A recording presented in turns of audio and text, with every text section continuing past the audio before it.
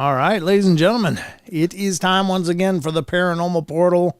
I'm your host, Brent Thomas, and hope you all are doing great. Happy Saturday night to you.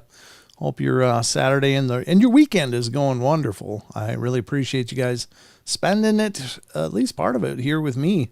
As always, it's a fantastic thing to turn on the lights and see so many people coming in. That's just amazing. So I hope it's going good. If you didn't catch last night's show, we had a blast with Hometown Ghost Stories.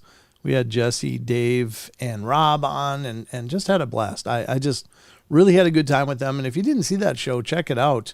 Of course, it's in the archives, so you can check that out at your leisure, but it was just a great discussion. I have a lot of fun hanging out with them, and we just get along so well. I feel like I've known them forever. I really do. It's just one of those friendships. It's just started out really easy and really fun. So check that out. That was a good time. I just really like what they're doing. Ooh, David Barnes is actually a musician friend of mine and has been a follower of the show for a long time as well. But he's actually working on a song of mine that I wrote, back, I think I recorded it in like 2008 or 2006, something like that. And I found the old recordings and I sent it to him, and he's working on it. So that's really cool. I'll look forward to hearing it. That'll be fun. So, golly, what do we got tonight? Well, we got the news, of course. We're going to be getting into the news just in a couple moments here, and then we're going to get into some experiencers that have seen creatures and stuff that they I think that's right. It's an article that we've been going through for a while, but it's really good. It's one of those Reddit scrape articles where they go through Reddit threads and they just farm these comments from people that have had experiences, and some of them are really fascinating. I mean, they're all really good, but some of them are incredibly fascinating and even interesting. Well, hopefully it's all interesting. Anyway, we got that coming up. We're going to do the question of the week, of course. The Discord question of the week will be coming up right after the news. Lucky Gypsy's in the Twitch. How you doing, Lucky Gypsy? Thanks so much for keeping an eye on things over there. It's generally pretty quiet in Twitch still, but I'm sure hoping that more and more people will discover that and decide that, hey, they maybe you'll like it. I don't know. It's worth a shot. I figure what the hell. It's another opportunity for us to get the name out there and to get the shows out there, and hopefully we'll find people that really get into it. So just another audience opportunity for us here on the portal. So taking it. What else are we going to do? We're going to do the Cryptid Corner, of course, to round things off tonight and whatever else. And so here's the thing. We don't have phones. That's still not something that we have. We were going to have Deb Varner on tonight, unfortunately. The phone lines are down, so it's hard to have a call-in reading show when there's no way to call in. And so that's something I'm working on remedying. I don't know when that's going to happen, but we're doing a rain check with Deb tonight and for another night to be determined. But I'm certainly sorry we couldn't have her on tonight.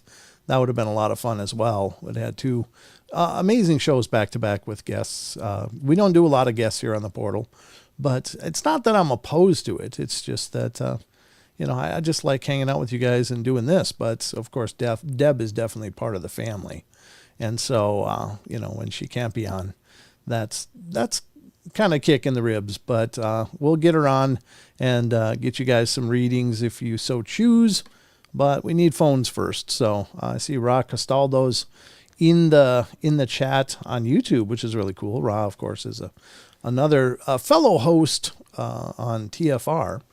And, we're just waiting for the TFR network to get the wheels back under it and see what's going on over there. But, we certainly hope that that'll happen fast. Brent, can you use Discord to call each other? Maybe I just last night. So usually I rely on Skype just because it's how the phone lines are in. That's the setup, is through Skype to do the phone lines. There may be an option with Zoom or with Discord to do something like that as well. But I know Deb can't connect to those things. She just doesn't have that ability. So Could I do a different way of having people, call into the show? Sure. We could, maybe on one of the members show, we'll just do a Zoom hangout and just, I'll put a Zoom link out to the members and we'll test that out and see how that works. Then everybody can be on camera and just hang out if you choose, or you can just leave your camera off. That's not ever a necessity. I know most people are real private and I respect that, but at any rate, yeah, that would be a lot of fun. Then we could hear each other's voices. But that may be a great thing for the future. In the near future, maybe we'll try that out on one of the member shows if we can. I think Zoom is pretty gentle on bandwidth needs. I don't know. Maybe it's a laggy mess too. I'm not extraordinarily experienced with it, but I do. I have the pro version because I use it for interviews for the podcast and such. And we used it last night on the show, and that worked out really, really well. I was really pleased with that. But yeah, we'll look into that option and possibly Discord too. I don't know. I'm not extraordinarily well versed in Discord either, believe it or not. I mean, I can do the basic stuff, but we'll look into other opportunities and ways to connect and get together here virtually online.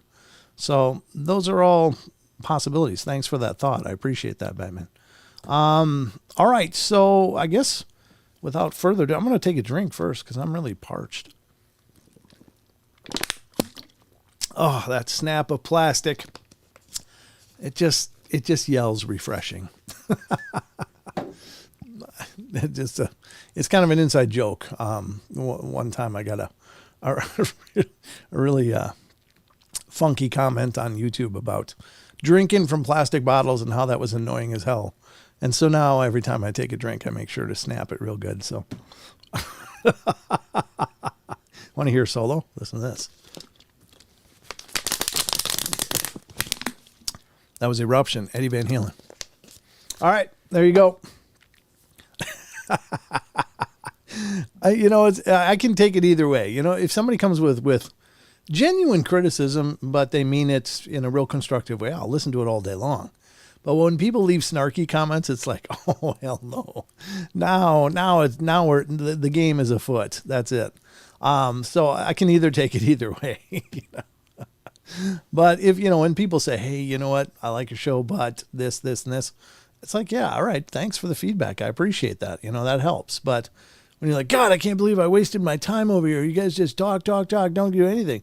It's like, geez, maybe you're on the wrong show. Then it's game on. So I get all snarky right back. And then it gives us fodder for the cheap seats, comments from the cheap seats, which I don't get very often. I haven't gone through comments in a while, so I gotta do that. It looks like we got a bunch of them from YouTube that I haven't even filtered through for the last several days. But we'll get to those, and if I get any good ones, we'll have some comments from the cheap seats for you. So anyway, I guess probably it's a good time to get right to the news and just see what the hell's going on in the world at large. And it's a good time. Oh, by the way, if you did watch last night's show, what did you think of that quiz thing? What did you think? Because here's what I'm thinking. Now, this is to you guys, our regular audience. So we give away a T-shirt every month on Discord. We give a T-shirt away every month to YouTube members. But I was thinking, well, how can I offer people that maybe can't or just aren't wanting to be members? How can I give them the opportunity to win the T-shirt? So I was kind of thinking of that game show idea, the quiz, having 2 or 3 people connect, and maybe that's where the Zoom or the Discord comes in. Have them connect on Zoom or Discord with us. Maybe it would be Zoom, because that would be, I think, easier. I just drag a window over and go, and then ask them questions, and they can provide answers. Okay, so it was great, loved it. You're right, John. No one's forcing them to stay. That's right. Yeah, it's true with the snarky comments. That's for sure. I remind them of that too. Brent, are you having a call-in show? Not tonight, unfortunately.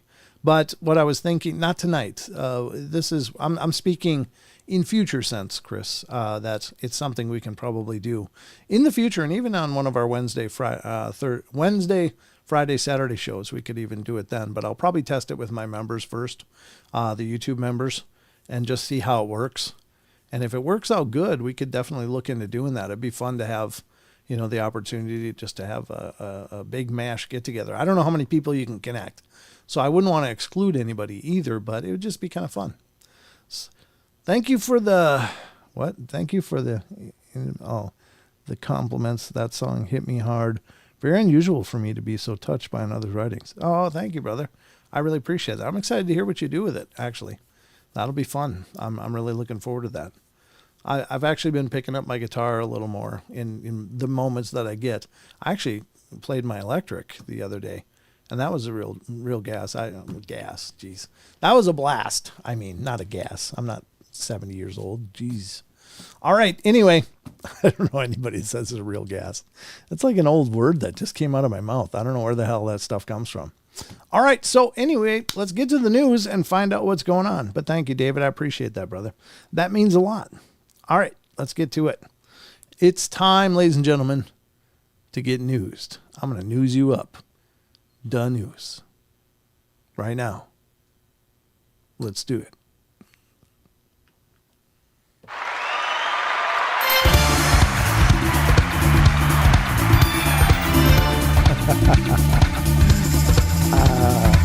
I don't beat anything, Barbara. Not even Nick.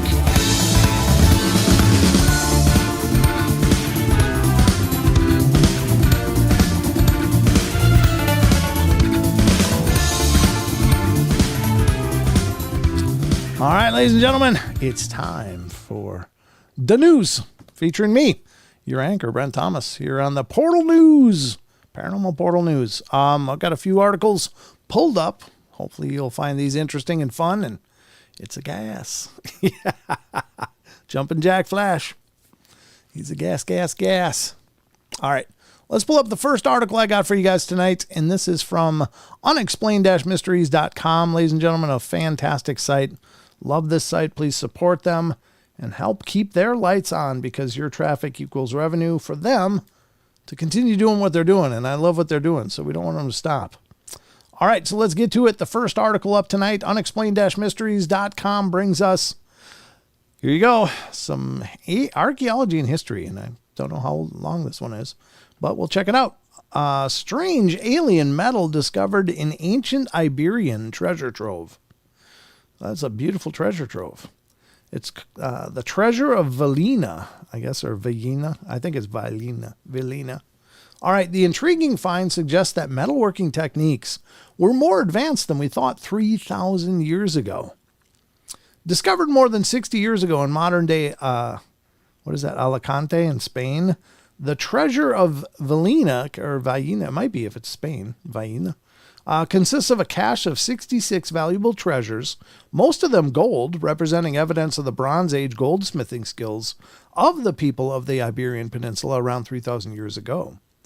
Two of the objects, however, have long puzzled researchers: a single torque-like bracelet and a small hollow hemisphere, thought to have been part of a scepter or the hilt of a sword. These anomalous additions seem to be made more of iron than of gold. This is particularly odd because the treasure predates the Iron Age by hundreds of years. Now, according to a new study headed up by Salvador Rovira Lorenz, I guess, former head of conservation at the National Archaeological Museum in Spain, the reason these two objects have been so difficult to date is because they contain iron that has originated not from the ground, but from outer space. In other words, they were created from materials found in a meteorite. This realization also means that the two anomalous objects were likely created at around the same time as the other treasures, despite the apparent dating inconsistencies. The available data suggests that the cap and the bracelet from the treasure of Valina would currently be the first two pieces attributable to meteoritic iron in the Iberian Peninsula, the study authors wrote. This is compatible with the late Bronze Age chronology prior to the beginning of the widespread production of terrestrial iron. Wow, maybe that's where they got the idea to look for iron, is that, wow, they got the stuff falling from the sky. Looks a lot like what's in our dirt, so let's dig some up, see if we can find it. I'm just saying, those ideas have got to come from somewhere, right? Where did they find iron? Did they just hit something with their bronze shovel and noticed it was bent? I don't know. I'm just being dumb now. But I mean, honestly, what if this is kind of where the Iron Age started, right there in the Iberian Peninsula? Could be. Had to start somewhere. I'm not sure where they attribute it starting, but that's an interesting concept. So some beautiful stuff. Those gold pieces are like, oof. But I wish they would show the pieces in question, but they just give us this one snapshot. So I don't know what the pieces, how they are visually different. But I guess if they were found together, they I don't know whether they're having a problem with the dating. It's like, oh, we didn't know that. Well, I think there's mountains of things they don't know or didn't know and are ignoring currently. And I mean, my God, there's artifacts out of time, UPARTs. Out of place artifacts or whatever they're called, where, these very advanced things like machined aluminum, is found in an area of mastodon skulls they were excavating. So, I mean, that's aluminum, for God's sakes. That's more of the 19th or 20th century kind of thing. I don't know when aluminum was found, but I know it's not as old as iron and bronze. So it's much, much more recent, manufacture or discovery, if you will. But apparently it's been discovered before, because there's these pieces of stuff. And if you look into UPARTs, there's all kinds of things that have been found. Now, I'm not saying all of them are legitimate. I couldn't possibly know. But I think that if only some of them are legitimate, if only one of them is legitimate, it still kind of blows the case on the whole timeline as is accepted by modern archaeology. So if there's any question, I think it behooves them to research it, to look into it, and to accept possibilities, not be like, well, that can't be right because it's iron. They didn't use iron then, especially for meteors. Well, how do you know? Who was there? So anyway, that's the first piece of news, and it's a big question mark, but there you have it. I think it's interesting, but let's get to the next article. And the next article, ladies and gentlemen, is also from unexplained-mysteries.com. And this one is apparently it's from the UFO phenomena files here on unexplained-mysteries.com. It has to do with Representative Anna Paulina Luna. Absolutely believes UFOs are not man-made. Well, there you go. And let's get to the article here from unexplained-mysteries.com. And there she is, Anna Paulina Luna. I don't know who she is. The Florida Republican. Okay, there she is. She's from Florida. Recently expressed her views on the subject of UAPs in a podcast interview. We've heard from a number of U.S. politicians on the topic of UFOs, over the years, and it seems that following recent whistleblower claims and formal congressional hearings, more of them than ever have been willing to come forward and make their own personal views public. One of these is Republican Florida Representative Anna Paulina Luna, a member of the House Committee on Oversight and Reform. As part of her role, she reportedly attended a classified hearing on the topic of UAPs, unidentified aerial phenomena, back in January. Whatever it was she heard during the meeting, it certainly seems to have had an effect on her, as she is now absolutely convinced that our planet is being visited by non-human entities. Speaking to podcaster Grant Mitt, who the hell's Grant Mitt? I don't know who that is. She stated that she was certain that UAPs are of non-human origin and could even contain interdimensional beings. She also claimed to have been men in black, as she described it, in that intelligent agencies allegedly tried to interfere and even cancel the meeting. Ooh, that's interesting. That's pretty crazy. There's a little inside scoop, folks. Apparently intelligence agencies don't want people to know. We coordinated the meeting. I guess that's not new news, but it's at least verification to a lot of the ideas out there that, there is very direct government interference to any kind of disclosure. We coordinated the meeting. She said the Pentagon tried to initially cancel the first one. We got it back on the books. We show up there and we get in, and the base commander tried to basically tell us that we didn't have authorized clearance to look into and speak to some of the witnesses. You don't tell Congress that we don't have the authorized clearance, especially members of the House Armed Services Oversight and Judiciary. You can view the interview below. The UAP discussion starts at 21 minutes and 20 seconds. I'll put a link in the chats if anybody wants to actually check out that interview. It sounds interesting. I don't know what, I guess it's probably a lot of other political fluff, but maybe there's some meat in there that'd be good to hear about. I think I might actually listen to that as well, just that part. So it is in the chat now. I put it in both YouTube and Twitch chats. Hey, Chucky. Hey, Digger Dog. Hey, I already said hi to John and Rachel. So there you go. The links are out there if you want to check out the article for yourself. And remember that, as it says in the article, the UAP stuff starts at 21 minutes, 20 seconds of the video. So check it out. I'm going to minimize that one and check it out myself, probably after the show. This is an older story, 5 to 6 months ago. Is it really? I didn't even notice that. Let me look. It's from February 22nd, 2024. So, I don't know. Unless he's talking, are you talking about something else? This is an older story. Yeah, the article is dated February 22nd, 2024. So it's a new article. I don't know when she was interviewed, but maybe all of this stuff happened back then. That's probably, that could be true. But I'm not sure when the date on the actual video is. But you can certainly check it out. I guess to talk about Trump versus Biden, the deep state, UFOs, and aliens. So there you go. They cover a lot of ground on there. The first two I wouldn't touch on this show, whatever, but I definitely like the UFO UAP stuff. All right, so let's get to the next story on our list of stories. The interview happened mid-23. Oh, did it? Okay. Yeah, I don't know. Are you familiar with that podcaster, I guess?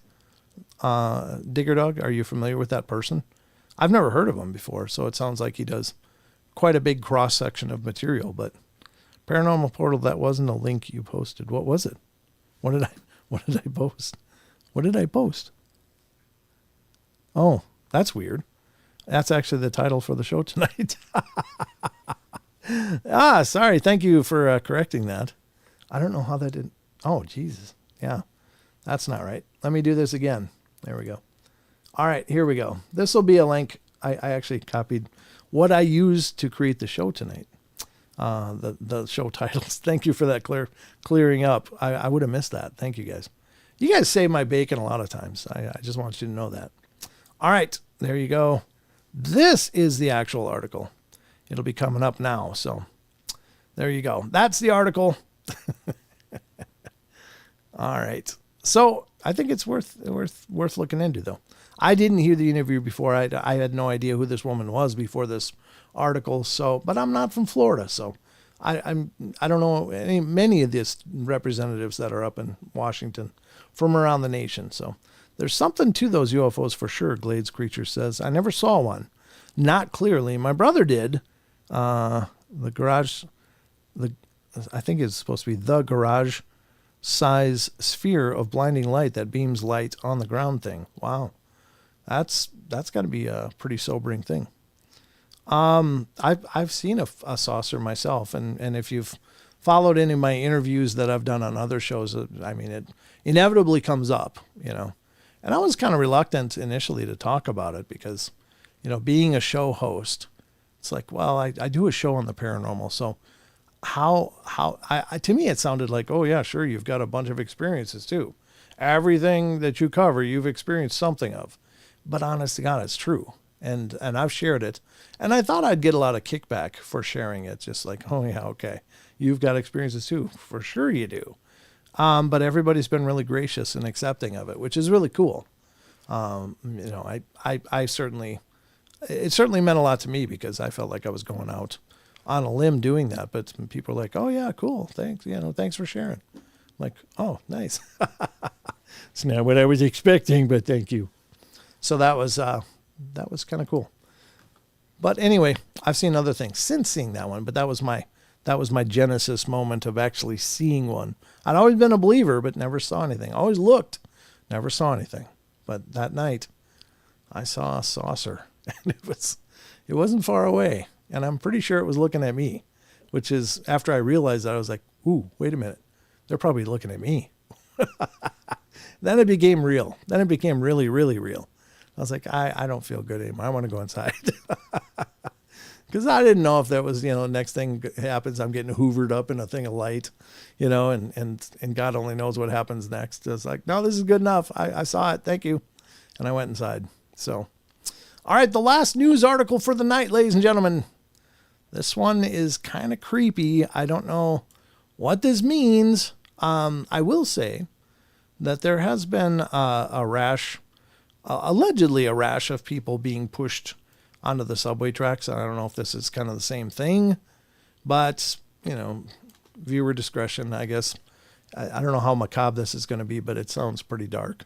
From the headline, because unexplained-mysteries.com reports, and this is from World of the Bizarre, mystery as disembodied human leg found on New York City subway.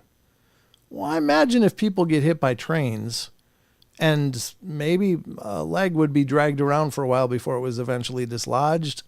I don't know, but they're saying it's a mystery, but you think if they had a body without a leg, it'd be like, oh, that must be for this body. But anyway, let's see what it says. The grisly and unnerving discovery left local authorities scratching their heads. New York City's subway system has seen more than its typical share of incidents in recent weeks. These have included the case of a man who was struck on the head by a metal water bottle, the discovery of a body on one of the subway cars, and a fatal shooting of a Bronx subway stop. Now, according to reports, a worker who had been clearing away snow discovered a disembodied human leg in the subway track bed on the line between 167th and 170th Streets in the Bronx. An initial examination failed to determine if the limb belonged to a man or a woman, and it remains unclear exactly what state it is in or how long it had been lying there before being found. Most perplexing is the question of who the leg belonged to and how it ended up there. No other human remains have been found, and there were no reports of anyone being hit by a train. The city's medical examiner has since taken possession of the leg in an attempt to learn more about its owner. Upon arrival, officers observed a human leg along the roadbed, a police spokesman said. The leg was removed and the investigation remains ongoing. Here's an update. Reports have since indicated that the leg likely belonged to someone who was hit by a train many days before. I did not pre-read this, just for the record, and many miles away from where the limb was actually found. There are early indications that the victim may have ended up on the tracks at Spring Street Station in Lower Manhattan, either after accidentally falling from the platform or by jumping onto the tracks deliberately, or now they left out being pushed. I don't know why they refuse to mention that, because that has been happening in New York. People have been getting pushed onto the tracks when a train's coming, and it's absolutely horrifying. But why they say, well, either they fell or they just wanted it all over. Well, maybe they were helped, and not in a good way. So why not just be upfront about that? That's disturbing to me. But anyway, it's another problem in the world, I guess, and a whole bucket of them. Whole bucket of problems. But there you have it, folks. That is the last news story for the night. I hope you learned something, or you feel like this has been a journey of discovery for you. I don't know if it is or not. Hey, Farm, good to see you. I didn't see you come in, but I see someone's talking to you, so very cool. Good to see you here. Pharmacy's been with us for forever, a long time, years and years. And he's actually disappeared for a while, but it's good to have him back. So thanks for coming back, Farm. All right, let's close out the news and get back to the rest of the show. So let's do it.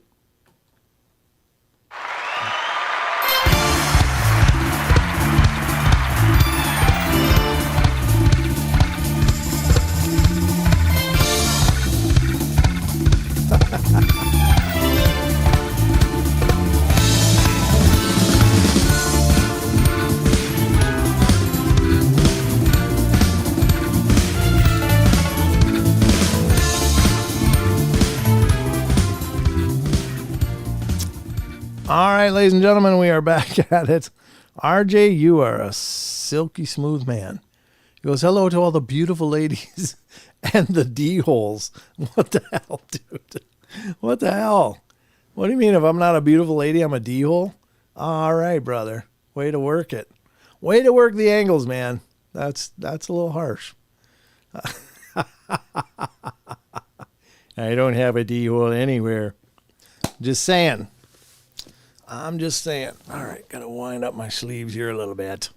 All right, ladies and gentlemen, so this is now back to the rest of the show. Per person, I hope they're no longer in pain. I'm betting that was pretty instant. I can't say I've died before that I remember. I mean, I believe that I probably did because I kind of subscribe to the whole idea that we make several journeys here, but that's my own personal thing. But I don't remember dying before, but I've come close a few times in this life. And but I think if you're going to go, as horrifying as that might be, I think it would be very quick. It'd be like, boom, done. Just like a flash and it's over. I think a much more brutal way to go would be, being injured in such a way as you have to feel every moment of your life sliding away. And that has to be an agonizing and scary thing. But when it's just that quick, I don't know, maybe that's the golden ticket in a sense. And, I'm not making light of it. Honestly, I'm not. But yeah, it's crazy. Mental illness, the worst in our history. I would agree with that. I think that, I don't know. I don't know what's going on in the world. I think that I honestly think there's just a whole bunch of people that are no longer satisfied with the status quo because maybe we're evolving, maybe we're changing as a society, as a global community, we're changing. And those old things that maybe were the glue that held our world together are now just like a tight pair of pants that you can't quite get on, and they're uncomfortable, and they just make you squirm. And that's how the world, I think, feels a lot for a lot of us right now. It's just like, I just don't like this anymore. I want it to be better. I want it to be a good world and a peaceful world. It shouldn't have to be like this. So I think a lot of people are really pushing back against those. And I don't think those old norms were good necessarily. They were just, we just didn't know any better back in the day. I've been alive for a while now. I'm not going to completely date myself, but I remember when they invented dirt. Not quite, but I think that there's just a consciousness shift going on, and we're no longer just content to fulfill our role in this great machine. It's like, no, we know we're destined for more, and we're waking up to that fact, and now all that old stuff just doesn't fit anymore. All the propagandas and stuff. And I'm not trying to be revolutionary in any sense, because I don't think the world around us is important as the world within us, and that's what we probably really need to focus on. But we can't help but be frustrated with what we see in the world around us. But the only way to improve that, is maybe to just improve ourselves, and maybe it will inspire others to improve, and then it'll just be kind of a viral thing. I don't know. It's just a thought. But anyway, I don't mean to be preachy. Sorry. It's just, I'm as concerned as everybody. It's just a really weird time to be alive. But I think it's a really important time to be alive for what it's worth. So if you are alive now, and if you're listening to me, you must be, then just know that I think this is a very special time, and maybe even so important that one day you may say to your grandkids, or they may say to their grandkids, my dad or mom was there. They were there during this. I remember hearing stories about it, or whatever. So I don't know. I guess we'll find out. But hopefully we emerge from it okay, because I think we're really on this fulcrum thing. So we'll find out. All right. Let's continue here, because we got a lot more to go. And we're going to, let me see, do I even have it open? No, I don't. I got to open it. I got to open Discord. I closed it earlier because I was doing some multimedia stuff, and I needed all the bandwidth I could get to do it. All right, so let me do this. Open Discord, because we're going to do the Discord question of the week, which is one of the big parts of Saturday night for me. I like it. We used to do questions of the week every night that we did shows, and that was wonderful. But I do think it makes more sense just to do it one night a week. And so Chucky Danger's been spearheading this effort for us, doing a fantastic job. So if you enjoy the question of the week, be sure to thank Chucky for that, because I can't take any credit for it. I mean, I did start it, but it's just, he just does a great job and has been taking it upon himself to do that. So, I really appreciate it, brother. Thank you. I do. Let me pop it up here. Let's see. Okay. There we go. Let me get to the right place. There we go. And for those of you that want t-shirts, just be patient. I will send them out as soon as I can. It's just something that I do as quickly as I can. The last winters had to wait a long time because I got really sick and had to heal and stuff first. So I appreciate their patience. And to those of you that want now, just understand it will happen. I don't forget. It's just I have to find the time to get to it. So hands, yellow hearts, red hand. What is this? Oh, those are emojis, aren't they? In the chat that I have on screen, it all comes up in explanations of what it is. So I see Maggie's post. It's like hands, yellow, heart, red, hands, or yellow, heart, red, hands. And anyway, yellow, heart, red. Yeah, that's sweet. Yeah. I think I understand what you put up there, Maggie. I can't see it in emoji form, but I can see what you were doing there. Chucky gots the questions. Yeah, he does. He does a great job. So thank you, Chucky. People in the world need to become more enlightened. Yeah, I think they are. I think they're all getting there. It's like a trigger's been pulled in all of us. I think that this restlessness is just really, it's just a part of us. Like we're supposed to wake up now, that kind of thing. Those who hadn't are finding that fire burning in them to wake up. So it's like there's something really powerful going on there. No, don't apologize, Maggie. It's fine, because I'm sure in YouTube chat it looked like little emojis, but I just had to read them to say what you're saying. So Erev loves emojis. Cool, Erev. All right, we're contrary in ways. Yeah, well, if we're all the same, it'd be boring as hell. So it's okay to have contrary, and it's okay to have individuality, but nobody wants a bunch of clones or a monoculture, if you will. In fact, nature abhors a monoculture. So nature is that we would all be expressing ourselves, and we're all unique. Anyway, I'm sorry. I get on tangents. My apologies. It's not what the show is about. All right, let's get to the question of the week, ladies and gentlemen. And if you're not familiar with this, we do have a Discord community, and I'm going to put a link in the chat here initially. And just so if you want to be involved in the Discord question of the week, you can be involved. All right. And to do that, you go to this link that I'm typing in chat, https://discord.gg/paranormal portal. Special thanks to K Love, who gave us the ability to have a static URL, because she just kept upgrading the server over and over until we reached that point that we could get a static URL. So thank you, K Love. All right, so there's the link. I put it in the chats for you guys. Should be popping up right now. And you too can join the Discord. If you do join, you're going to end up probably here. And we'll take a look and see. No, it doesn't look like anybody new has joined in the last few days anyway, or last day or two. But this is what you're going to see. But before I do that, let me do this.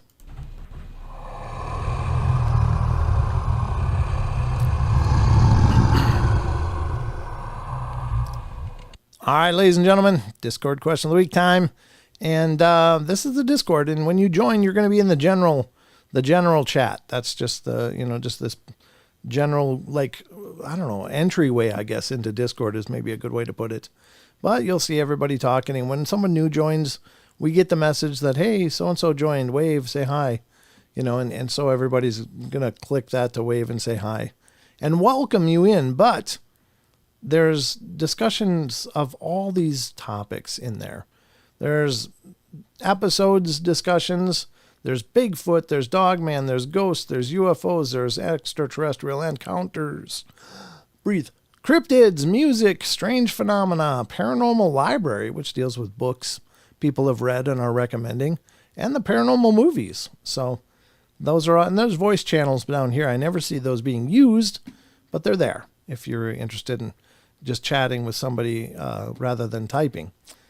You can certainly do that there if you can find someone that wants to chat with you.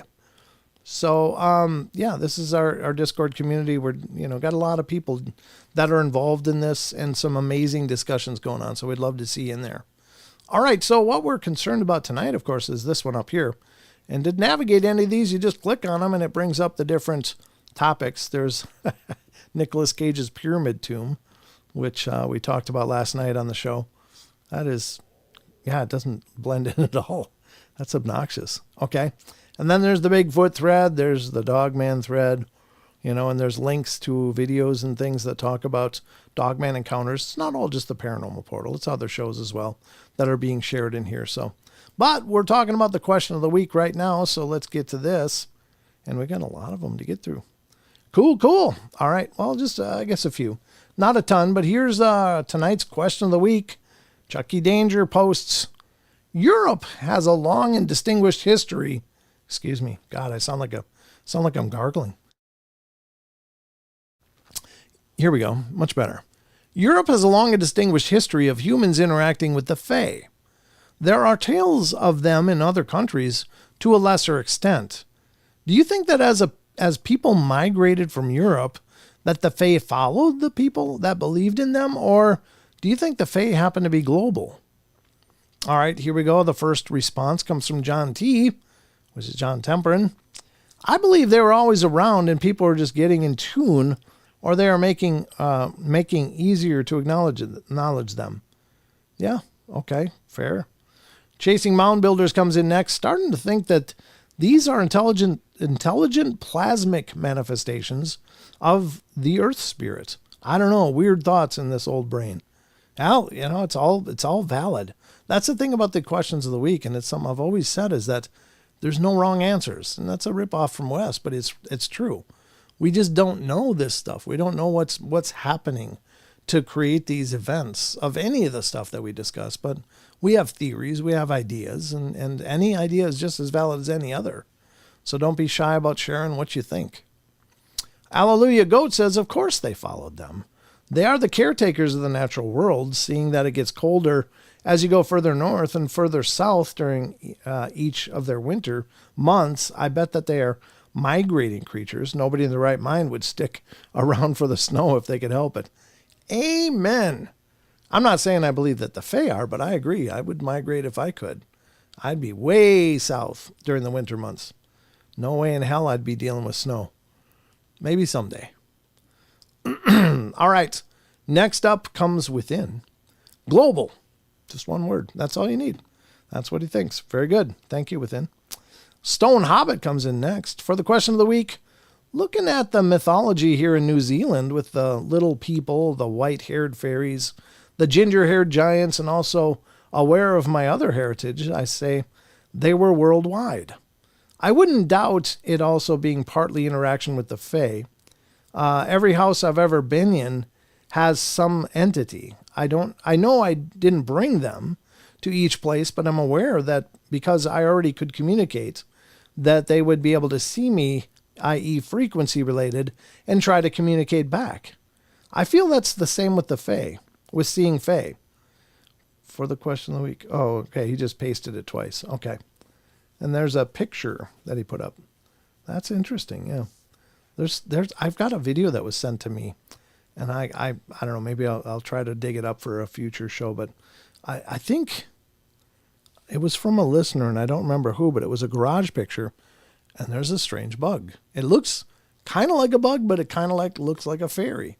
It's very interesting. So I don't know what it is. I don't know what to think of it, but it is compelling. And anyway, I'm not an entomologist, so I don't know much about odd, obscure bugs or nocturnal bugs, but If they look like fairies, that's pretty bizarre. Rachel comes in next. I think both. They came to North America through ways unknown. They may travel between dimensions and settle near human settlements. There are the ones that have lived on every continent as well. Some we've heard stories of over the centuries. Sure. Good take. And then last up is Barbara.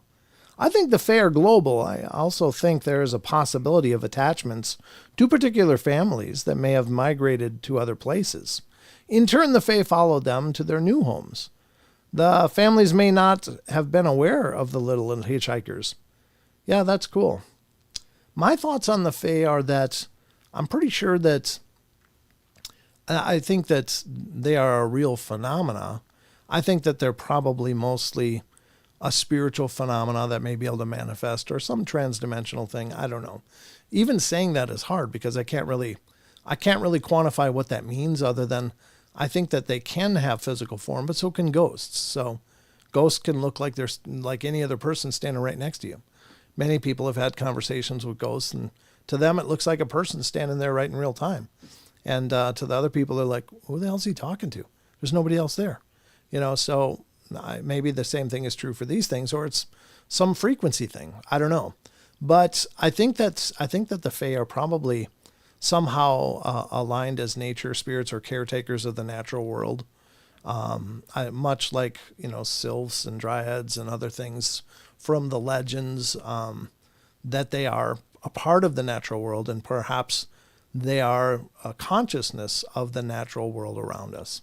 Much like people attribute to the spirit of Gaia, the collective spirit of the life of Earth, the natural life. So I think the Fae are a part of that. So that caught a fairy bug. I think I sent you a video of a house security camera that caught a fairy bug flying around. It might have been from you, Rachel. I don't remember who it was from. But yeah, I'll dig up the one I'm thinking of, and I'll look for the one you sent too. It'd be interesting to showcase on a future show again, because I know we did years ago, but it's been a long time. So, but I think that they are wherever nature is, because they are intrinsically a part of the natural world around us.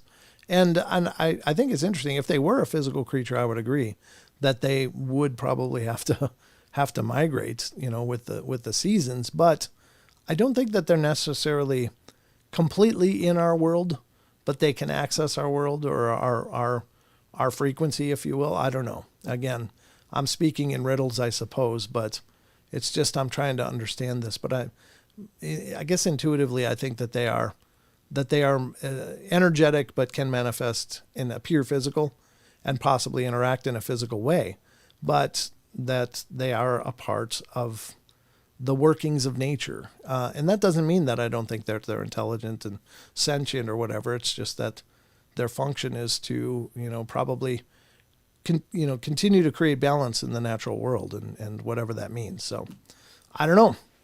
Anyway, I'm no Fae expert. It's just me on the outside looking into this phenomena, but it's an interesting phenomena. And thank you to everybody that took the time to weigh in on this. So I think that's incredibly interesting, and I don't pretend to know, but yeah, those are weird. Like this is a hand. So here's one picture, and I guess I got to go this to the next one, but that's a hand, and you can see. I don't know, maybe this is closer and this is farther away, or is that a star? I don't know what I'm looking at here, but yeah, that's pretty wild. That does look like a little, Apollo pose of like Greek mythology. So maybe he's like shooting away like Superman. I don't know. That's crazy looking. But there it is, folks. What do we know? Well, we don't know anything for sure. That's why I love the ideas that you guys share and the thoughts that you guys share on these, because there's no finite answers. It's just all our theories at this point. So thank you for sharing them, and thank you for being a part of the Discord community. Again, if you're a member of Discord, every month I do a t-shirt giveaway. Well, nearly every month. The month I was sick, I didn't give them away, and it took me forever to fulfill the ones from the month before that I did. So, but I try to do it every month, give away a t-shirt to one lucky Discord member. So you can find the giveaways over here on the giveaway page. So there you have it. I'd love for you guys to get involved and become a part of it. So that invitation is always open, ladies and gentlemen. But again, thank you, Chucky. I appreciate your time and energy on this, and thank you for keeping that ball rolling for us. You're awesome, brother. Excuse me, hold on. There we go. I'll go better. I heard a recent podcast on the Duende and one other types of fae we've known for pulling people's pants down and pinching their bum and running away. Yeah, that's a little creepy. That would be pretty creepy. Pinching their bum, really? That's pretty obnoxious. All right. I'd be saging the hell out of that place. Burning all kinds of things. You be gone, evil spirit. You may not disrobe me. The world ain't ready for what's under these robes. I'm just saying. It's some out of science fiction. All right. Well, there you go, ladies and gentlemen. That was the Discord question of the week. I hope you guys enjoyed it. Let's get back to it.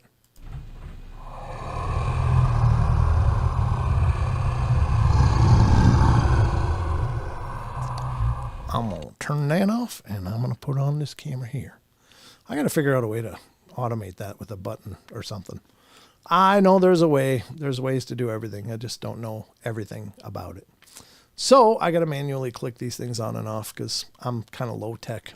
Surprisingly, I used to do IT and networking, but man, I don't have the time to sit and learn these programs top to bottom, back and forth.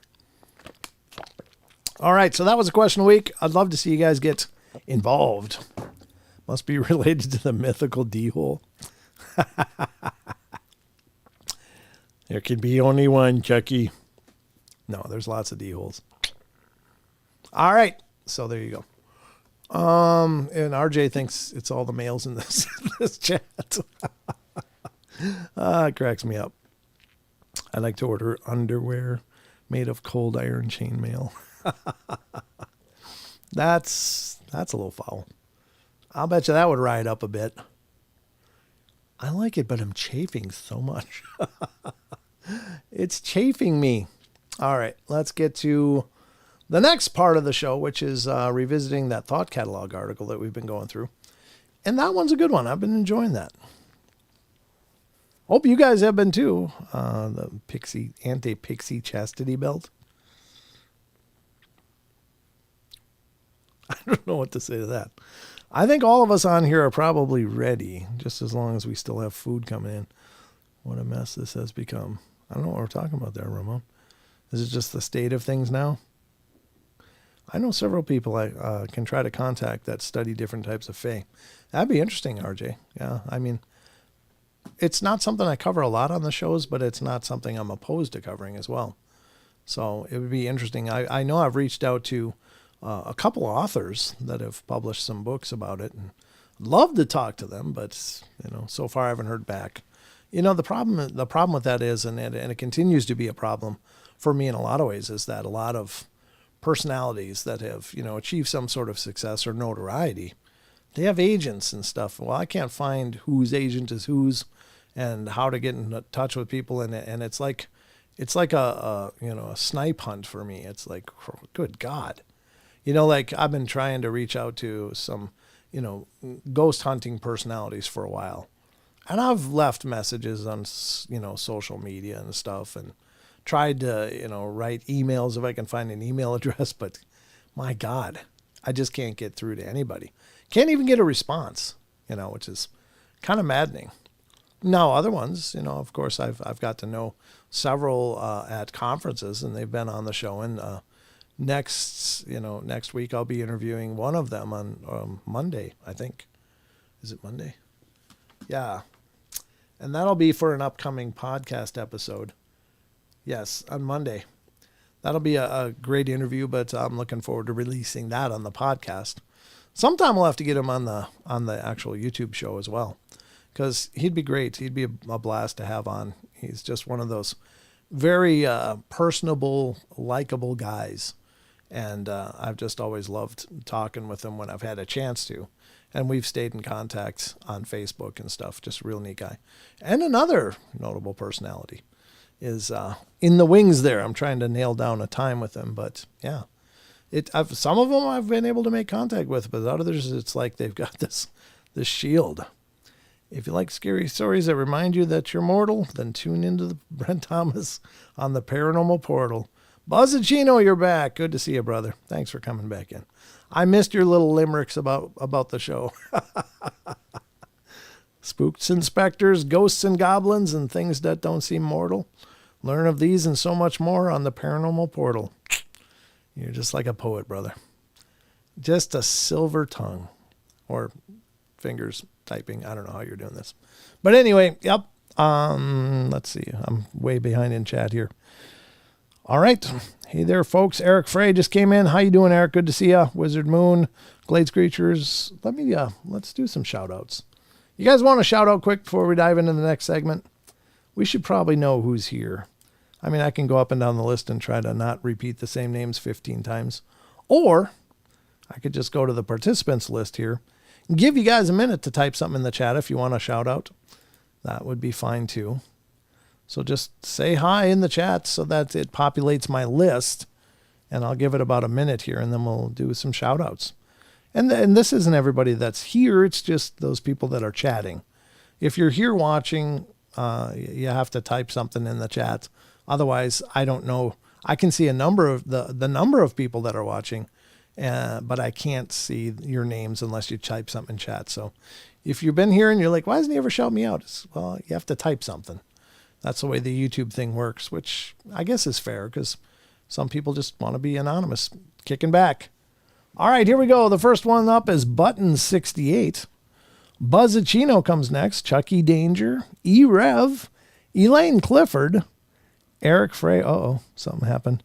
Chris Sirk came in, which is Chris and then Chris backwards. Chucky Danger, E-Rev, Elaine, Eric Frey.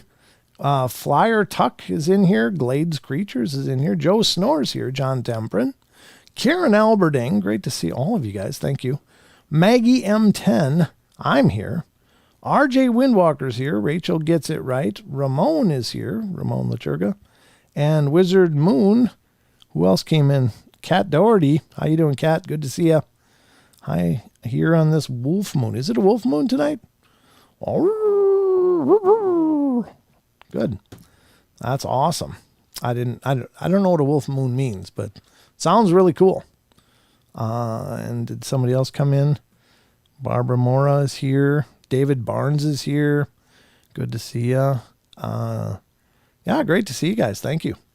I appreciate those of you that are here, whether you're chatting or not, but of course it's fun to say hello to you because it's neat to see the names and it's neat to see new names when they pop up, but no pressure. I will say that Button 68 to me is a new name, but it could be a rebranding of a person that's been here.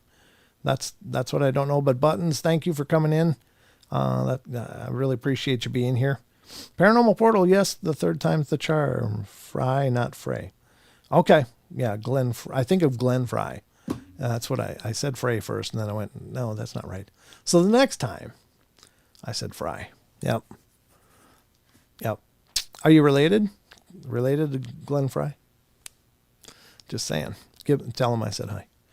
Is he still around? I don't even know. That might be a stupid thing to say if he's passed. I think he's still around. I don't know. I guess I don't know, folks.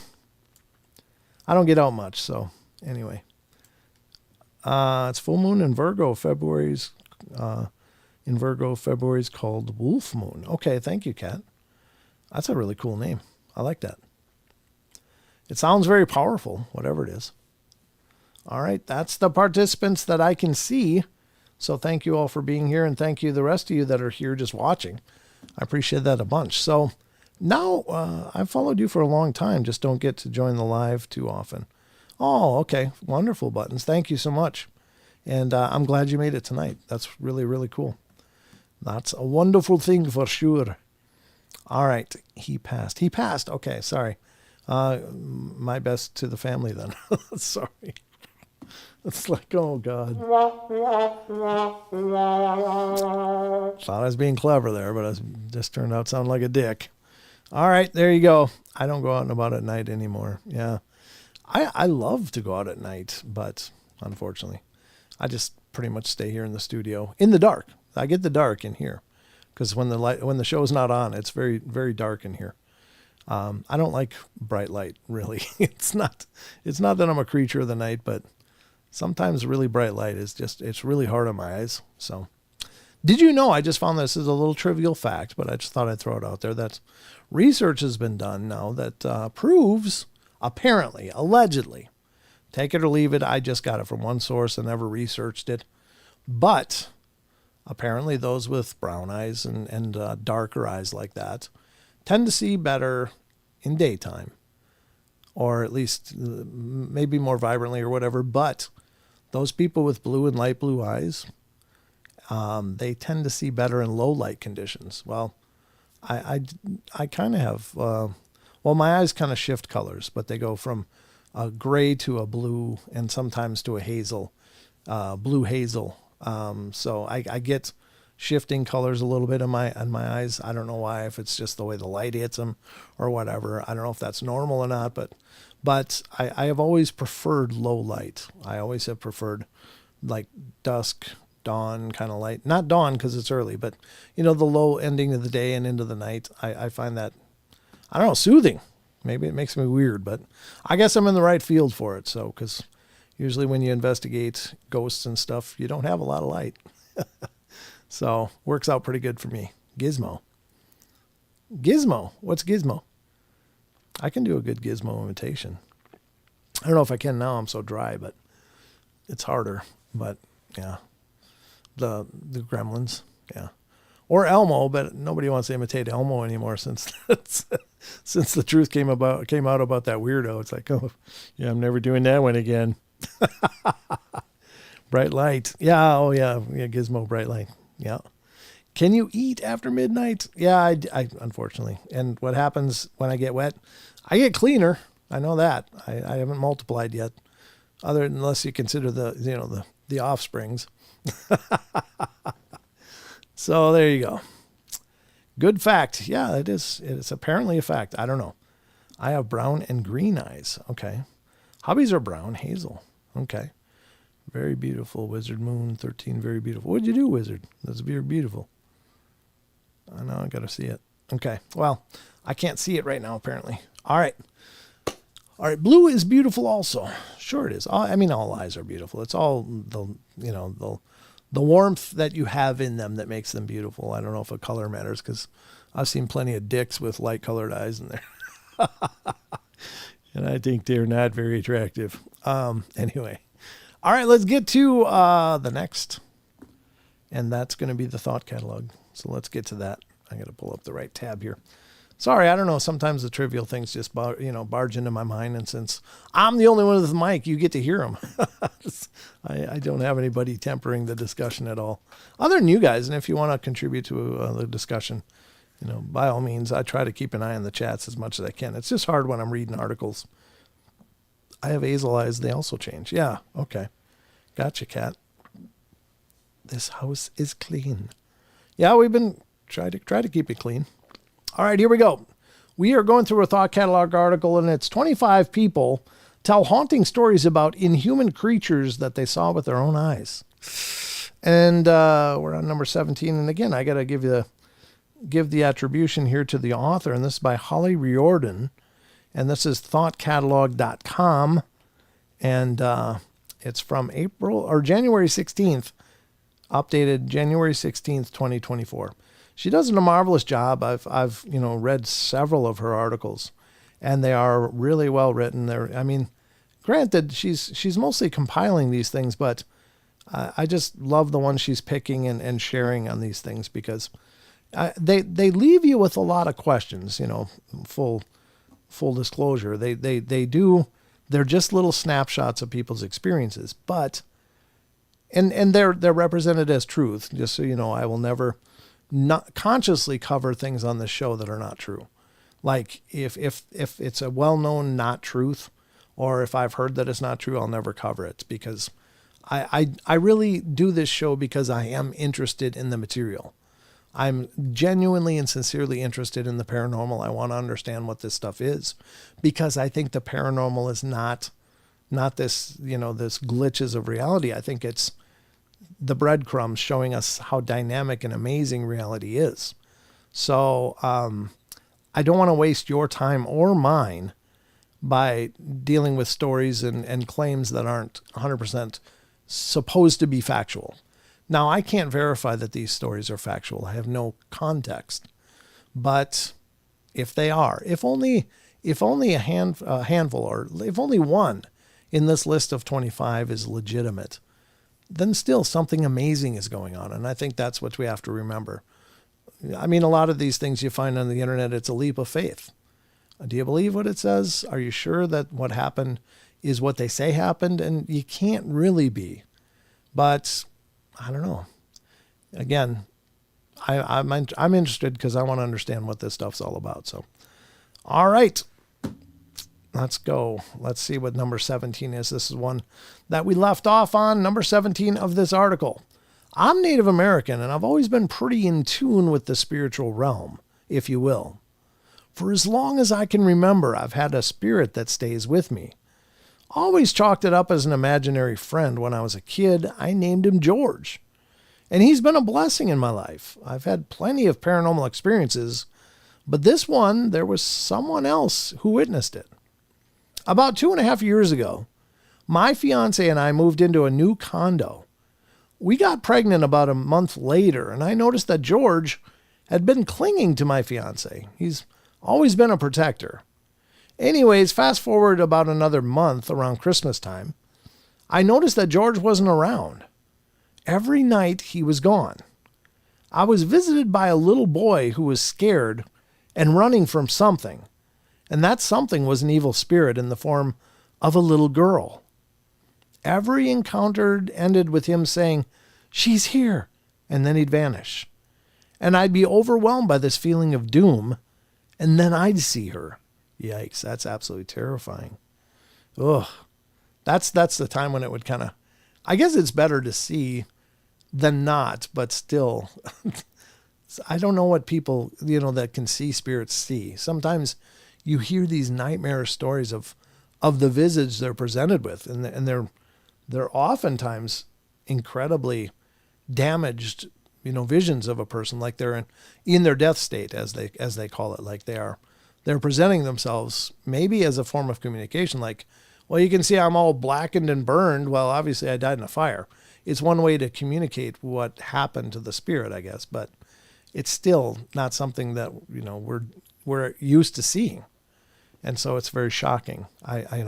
My hat goes off to the psychics out there that see these spirits in these states and, have to deal with it, and other creatures. I think there's things out there that were never human. And if these psychics can see them in their real form, then it's like, wow, you got to deal with that. And especially if it starts out as a little kid, and then you have to grow up with that and all of the pain that would be. So anyway, I still envy it though. I really do. I think I'd rather see than not see. The unseen part is disconcerting. So, but it says, I got to the point that I was sleeping downstairs to avoid the encounters. They seemed to stay upstairs until my last real encounter. I walk into the kitchen late one night to get a glass of water, and there was the little boy huddled on the floor. He didn't acknowledge me, which was odd because he always came to me.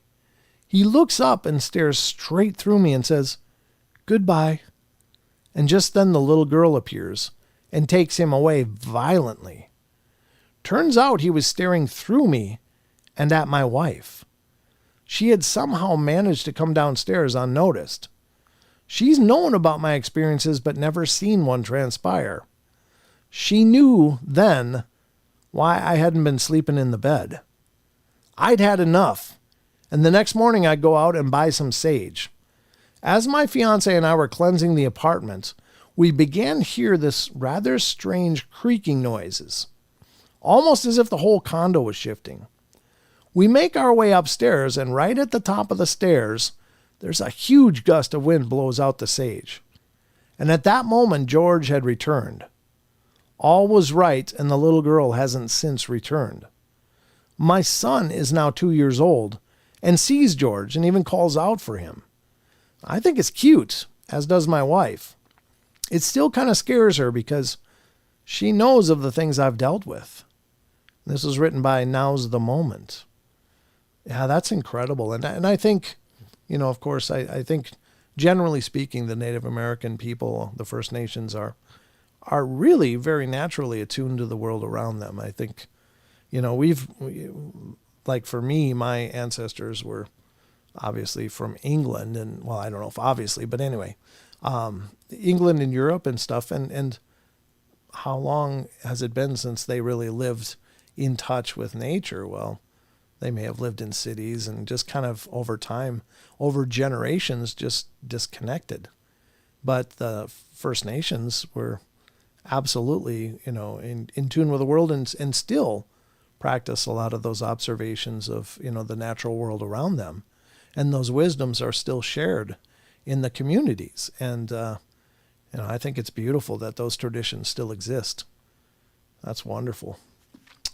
So anyway, great story. I'm glad that they did some saging, but I hope he did more than just sage. Sage is good for knocking down energy, kind of baselining energy, but it's not really a purge for dark spirits.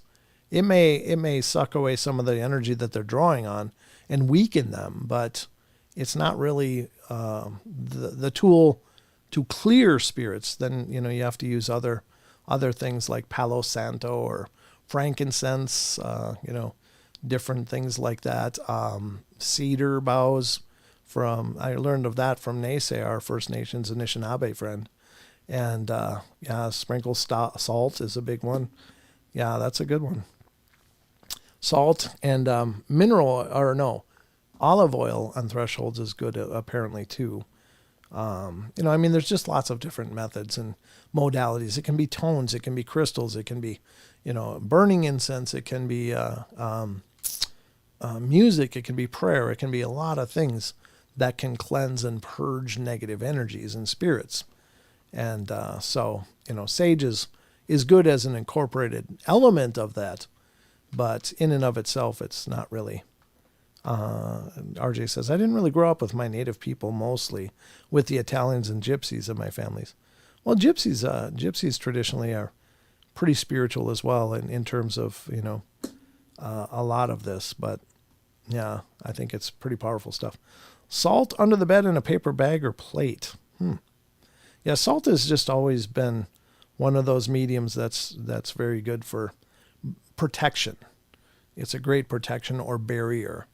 A lot of occult and ritualistic practices use a circle of salt, or creating circles, oftentimes incorporating salt in them. So yeah. Yep. All right. Get horseshoes. Yeah, horseshoes are long been considered good luck, but you got to hang them upright so that the U is facing the sky. Some people hang them upside down, and the belief is that all of that positivity and stuff drains out, or the luck drains out, or whatever. Sweetgrass is good. Yes, I have sweetgrass as well. Got a whole braid of it. I love just smelling it. It's just beautiful. But yeah, cleansing can be very in depth. I will say that it doesn't. What matters with cleansing most is what resonates with you. If you are Christian, observe Christian practices, prayer. Can be incense as well. Incense is traditionally used in Christianity, as is the symbols and signs, the prayers, the biblical phrases and sayings, music, etc. So use that. If you're Muslim, use those symbols and practices, reading from the Quran or whatever. If you are Native American, utilize those, or whatever you resonate with. It doesn't have to be something that you were born into, but whatever resonates with your soul, utilize those practices. If you're Hindu, utilize those methodologies. If you're Buddhist, utilize those. If you're, whatever. It doesn't matter. What matters is whatever methodology you use, your faith is the big element. That is the key to any cleansing being effective. So if you are agnostic, you don't believe in any God or anything, but then you get scared and grab a Bible and start reading something, it's probably not going to be very effective because you don't have an investment of faith in what you're reading as being powerful. You're just like, I don't know what else to do. I'm going to grab a Bible. Well, good luck.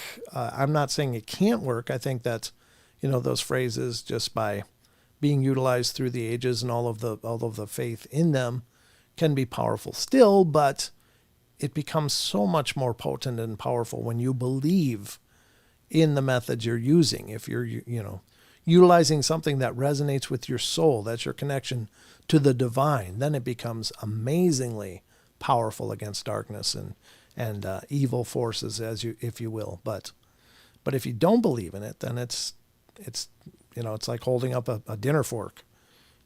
Get away.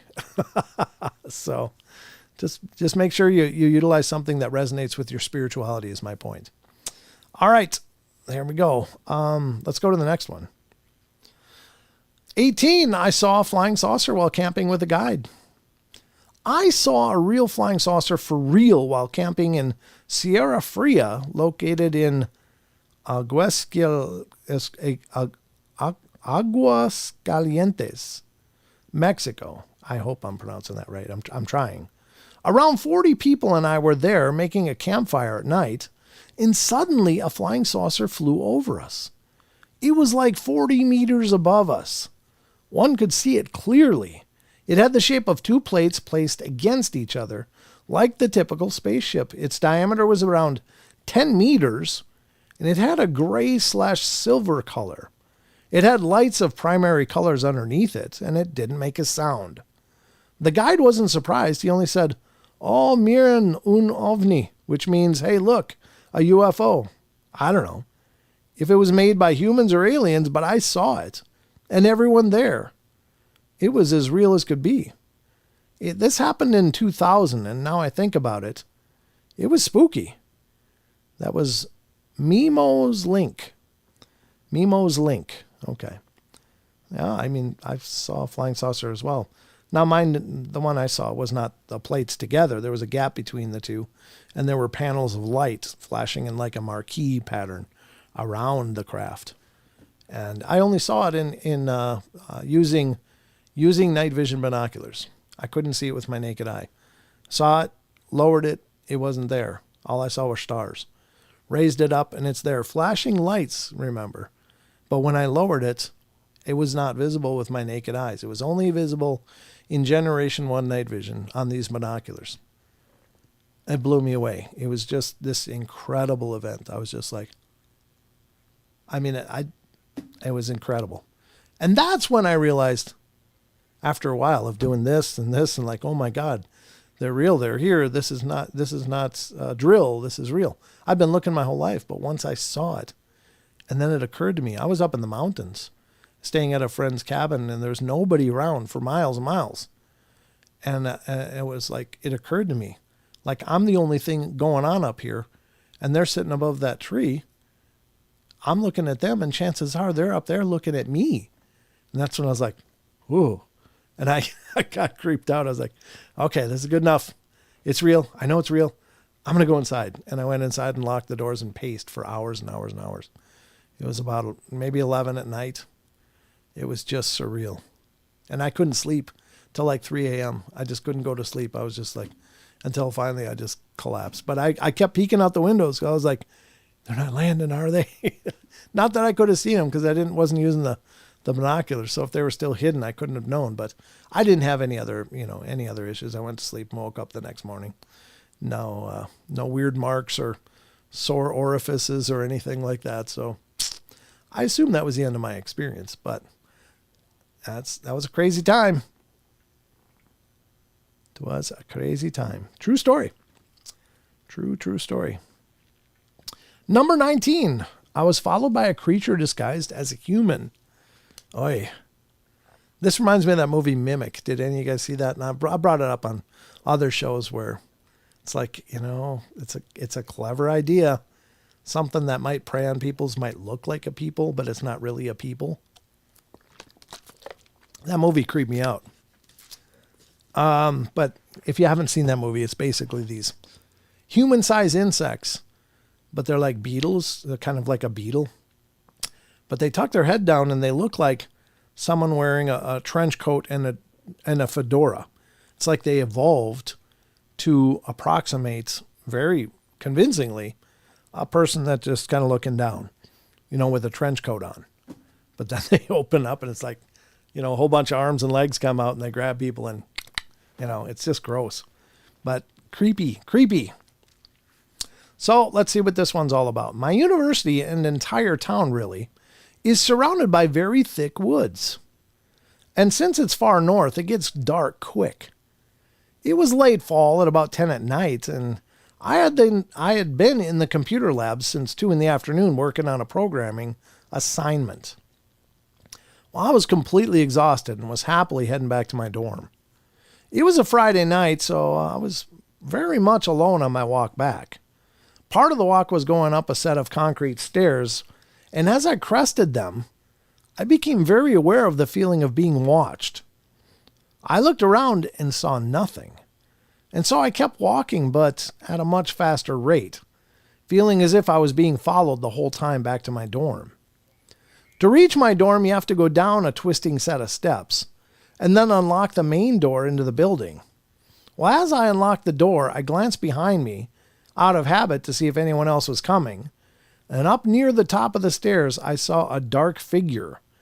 It looked like they were wearing a hoodie, but their proportions felt off, like they almost knew what a human body looked like, but not quite. I could not see their face, but I knew they were staring at me. Well, I jumped inside my building and slammed the door shut behind me. And I still don't like being on campus alone at night, almost 2 years later. That was by Rainbow Dracula. Eesh, that is creepy. I mean, I don't know what he meant by not being proportionately correct. He didn't really say, or she didn't really say what the proportions, where they were wrong. But that is creepy. It looked like it was wearing a hoodie. Yikes. Maybe it got it from its last victim.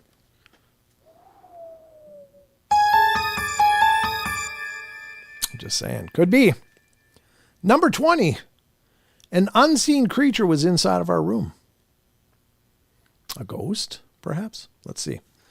I was in my brother's room a few years ago when something strange happened with a balloon. My brother and I had a red balloon. My brother had a red balloon in his room, and I don't know where he got it from. And I was just hanging out in there with my mom. My brother was on his bed. My mom was sitting in a chair, and I was standing near the door. Now, this red balloon was about 4 feet away from me, pushed up against the ceiling. I was looking in the balloon's direction when all of a sudden, it just falls halfway to the ground and shoots back up again. Everyone in the room saw it, and I freaked out and sprinted back into my room terrified. My brother was going crazy while I was freaked the hell once, I think it meant out. And my mom was trying to calm us back down. No one was within arm's reach of the balloon or its string, and it suddenly fell down and shot back up again. I don't think that's probably not meant to be a terrifying experience. Maybe it's just someone saying, hey, I'm here. Check this out. It could be a relative, could be anything, but that was by Salty Mangoes. I don't know, is Salty Mangoes good? I don't know. Anyway, what time is it? I should check. God, we got to get to the cryptids. I'll hold this off until next time. There's only 4 more, I guess. So we'll polish that up when dealing with Don on Wednesday. And I do mean dealing with Don. Don is a handful sometimes. God love him. All right. We're going to go to the cryptid corner now, ladies and gentlemen. And we're going to hit some articles by... Oh, did that run out of batteries? Did the moon run out of batteries right up here? Looks like it did.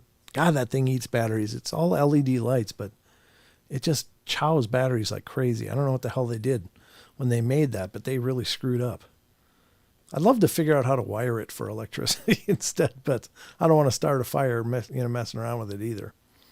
All right, so we're going to go to Sasquatch Chronicles, and this is from Sasquatch Chronicles blog, and I got several of them. I don't think we'll get through too many of them, but we'll get through what we can while we have time. Engros. They're grumpy mangoes. You salty mangoes. I see what you did there. Well played, well played. Salty mangoes are angry mangoes. Yeah. Rechargeable batteries. That's not a bad idea, Chucky. I've thought about that, but, I don't know. It's all about planning, I guess. I don't know. You're right. You're right. I can't argue with your logic, sir. I just can't argue with it. All right, so we're going to go to Sasquatch Chronicles blog. This is from February 21st. Special thanks to Wes Germer for letting us use his material. This has several pictures in it as well, so we'll check these out. See what you guys think. I do have a few comments on this. I looked at this one a little bit earlier when I was pulling up things for the show tonight. And some concerns, I don't know, but I'll discuss those in a minute. All right. Footprints I Cannot Explain is the title of this. A listener writes, "Hey Wes, I came across some very strange tracks in the snow and I can't figure out what could have made them. It says I live in central Saskatchewan, Canada, and I was out looking for deer sheds over the weekend, and I was out in a field where I recently got permission to hunt. The first thing I noticed was the lack of deer tracks in the area. I noted a couple of moose tracks and smaller animals such as coyote and rabbits. And other than those, the area seemed very quiet considering it's backed up to a small lake and probably 5 kilometers away is the nearest occupied houses." There's the tracks, I guess. It says, "I've always been a believer and my mother is as well. So of course, when I first found these prints, I had to send her pics right away. And she said, 'That's a Sasquatch.' Well, I followed these tracks up to a few trees snapped. But other than that, these tracks literally disappear in the middle of the field, and I couldn't find them again anywhere in the area." Huh. And this is the person matching the stride, I guess. So they didn't obviously worry about casting them, but this is the person matching that stride. It is a big stride. So I'll give them that. I don't know how big this person is, but very strange to me, so I thought I'd share with you. Please let me know if you can explain these because we don't have animals around here with tracks like this. Okay, so I don't know the area too much, and there's more. There are about 17 inches long and 9 inches wide at the widest part. The stride between the tracks is roughly a meter, and the snow that the tracks are in, it's rock solid, and I couldn't even make a dent jumping on it myself. There's the broken tree, I think that they're talking about, pointing to it. Yeah, there again. And then the one that's oblong, I guess it's broken off up there, tipped over. But this one is snapped somehow. It does almost look like, could be a structure or the start of one. But anyway, I guess this is the person's track and this is the other track. Yeah, that's interesting. All right, so the one thing that I'd like to point out, and this was something that I was noticing when I was looking at this before, is that it's incredibly hard to know for sure. But what I will say is that one thing about tracks in the snow is you've got to watch out for areas where it's been warm and then cold, then warm, then cold. Because if you make a normal footprint track in the snow and then leave, and if it's been variable weather for a period of time, you'll go back and look at that track and it'll be huge, because tracks, as they melt, they expand. So if there's been any melting in that area over periods of days or just some parts of the days for a period of time, I don't know how old these initial tracks are, but they will become larger and larger as the snow melts back and away. Now, I don't know what the snowpack up there is looking like, but it really doesn't look too deep, judging by these pictures, although they said the snow was really hard. But if you look here, you're still seeing grass poking up and stuff from this field. And if it's been harvested, this is very short, obviously, to the soil. So they're not incredibly deep pack of snow. And the person said, "I'm jumping on it and I can't even hardly make a dent." Well, yeah, I mean, if it was warmer the day these tracks were made and then it melted and then it refroze again, yeah, it would be hard pack because all of that snow would turn into a layer of basically like snow ice. And that's incredibly robust and rigid. So I don't know. I mean, it could be. I don't know. But the interesting part is this track that I believe this person made. It almost looks smaller than their shoe, though. I don't know. But at any rate, they're talking about this part, I'm sure. That's, there's no definition at all. So it does look like perhaps it's melted and refrozen, because it's not like a crisp, clear, barefoot print. And they should have taken pictures of other ones. I guess they did here. And nothing is real distinct, but you can see that it almost looks like a tread in some of these, like a tread that might have appeared on the original boot. But I don't know. Again, I'm not there. I can't examine them in person, but that's certainly something to consider. Anybody that's finding tracks in the snow, you got to look at how fresh are they? I mean, is there a real good definition where the toes were, where the different parts of the foot are, or is it just more ambiguous? And if it's ambiguous, it could have just melted and expanded with the melting. So something to consider at least. I'm not an expert, but I've certainly, read and followed tons of articles and interviews regarding tracking and things with tracks to pay attention to. Cliff Barrickman is actually very brilliant in his explanation of tracks and how much he's been at this for years and years and years, and does a hell of a job describing, tracks and what to look for and, things like that. And, how to evaluate them. So I really enjoyed listening to Cliff, and I think it's possible these are Bigfoot tracks, but it's also possible they're just old tracks that melted and refroze and melted and refroze and expanded and became enormous just through the melting of the snowpack. So take it or leave it. That's my take on them. I don't know. Is it really a take? Not really. Ramon. I'm just looking at the chat. Have I been missing anything? All right. Okay. Looks like there's several conversations going on in the chat as I'm reading the stories here. So unless they're fresh, it's hard to tell the snow. Yeah, you're right, John. Absolutely. Absolutely. Okay, let's go to the next one from Sasquatch Chronicles blog. February 21st. Nuclear lake activity. A listener writes, "Hey Wes, I live in upstate New York. I don't claim to be any type of researcher or expert on the subject. It's just something that I've always been highly interested in since I was a kid. I've listened to nearly every episode, but the nuclear lake episode sticks out to me because I live about 20 minutes from there, and this is why I'm reaching out now. Before I go further, yes, I know this is a big no-no in Squatching 101, but I selfishly wanted an experience for myself.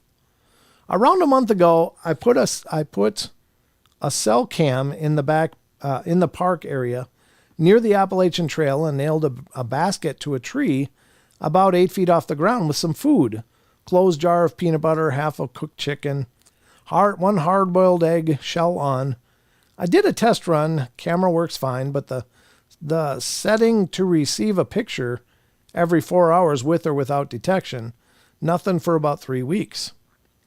Last Saturday at 4 p.m., I could still see the peanut butter and the blue lid visible, with some snow covering the rest of the basket, 28 degrees Fahrenheit. Next picture comes from 8 p.m., 15 degrees Fahrenheit.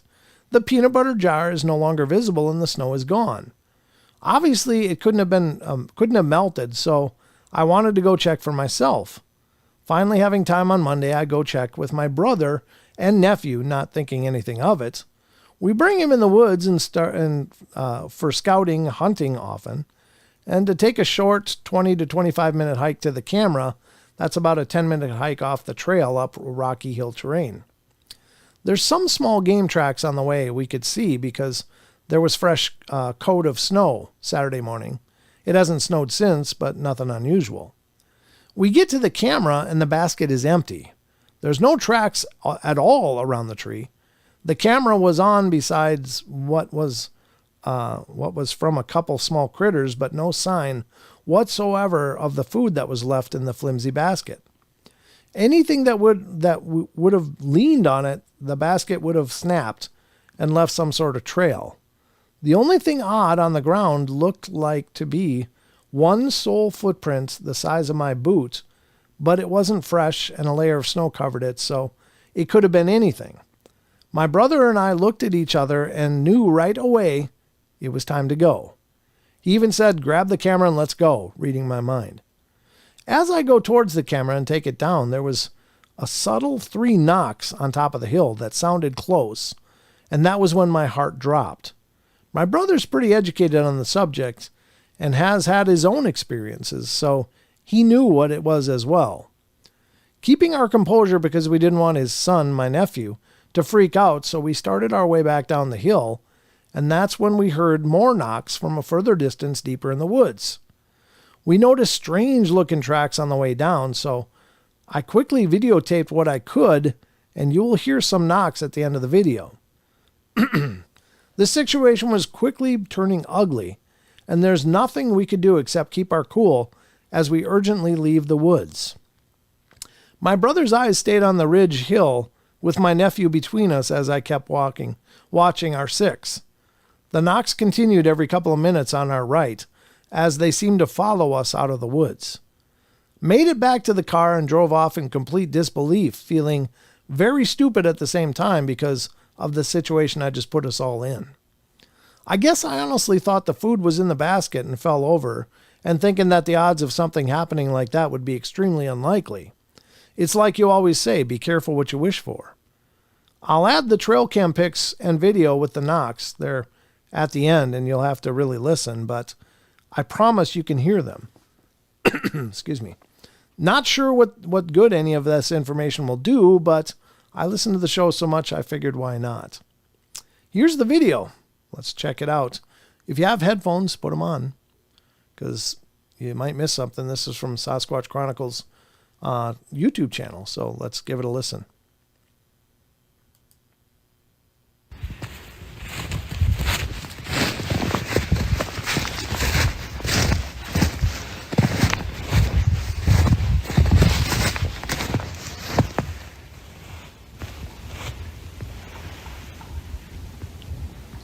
I heard that.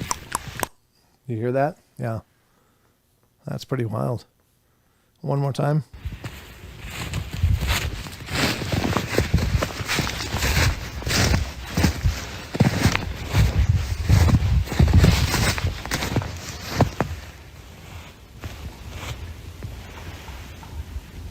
Yeah. 3 distinct knocks. Yeah. Yeah, I think that's pretty wild.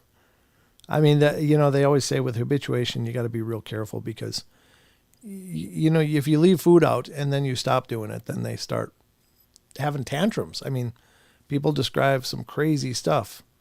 This one story that I remember going over years ago was a guy inadvertently was ending up habituating them. He didn't know it though. He was just noticing that his molasses and oats feed treats for his I don't know if it was horses or whatever, was just going down so quickly. It's like, oh my God, what's going on? So it was kind of positioned outside of the shed in a container, but it was just going so fast that he moved it inside under, as it was locked or at least secured. And suddenly, he ended up getting like some serious property damage. Like they came back and there was none of that sweet molasses oats, and they started wrecking stuff. Another person, this was another story that was apparently an old guy, and he had been habituating for a number of years. Well, he eventually got older and older, and he got sick, and he had to go to the hospital. So during the time he was in the hospital, nobody knew about this tradition, and they stopped. Well, the guy had goats. He had a bunch of goats, and nobody thought anything of it. But the family was checking on the goats, and I'm paraphrasing this article, or this story, but I heard this verbally from someone who allegedly heard it from the source. But the family came back a day or two later. All the goats are dead in the field with broken necks. So, yeah, they don't seem to like it when you quit providing them their food. I think they probably get dependent upon it, And that's the liability.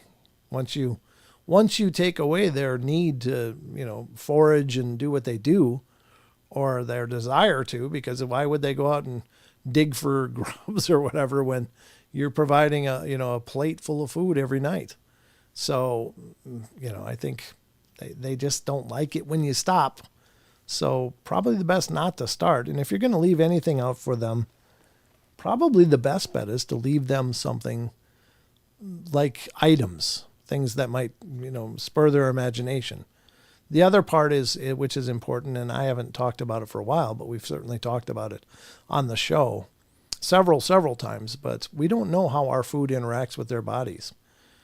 One thing is for sure is that our food has a lot of sugars and processed elements, and my God, their systems might go into haywire over that.